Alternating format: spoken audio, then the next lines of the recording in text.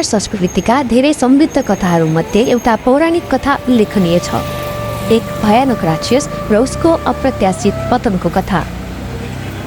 प्राचीन कथा गठिमङ्गलको कथामा अवस्थित छ, जुन एक शक्तिशाली पर्व हो जसले मिथक, अनुष्ठान र इतिहासलाई संरक्षण र शुद्धिकरणको जीवन्त परम्परामा मिसिएको छ।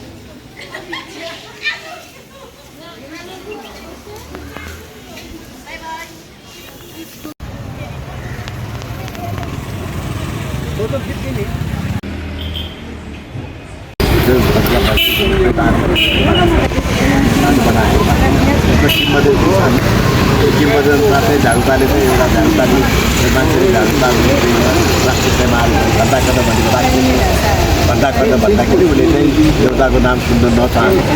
देउता कसैले देउताको चाहिँ आवाज निकालेको थियो, देउता नाम लिने बित्तिकै आफ्नो कान मजबुत बजाएर उसले चाहिँ नाम सुन्न नचाहने कारणले गर्दा उसले चाहिँ घन्टा गर्नु भनेको। उसले चाहिँ मान्छेहरू अड्डोबारमा बसेर मान्छेहरू मारेर खाने, मसाले मारेर खाने इत्यादि गर्ने। त्यसको चाहिँ दुःख चाहिँ देखेर अनि एकजना तान्त्रिक आफू चाहिँ झाडुताको रूप लिएर उसलाई चाहिँ गएर त्यो धापमा लगेर मार्छ।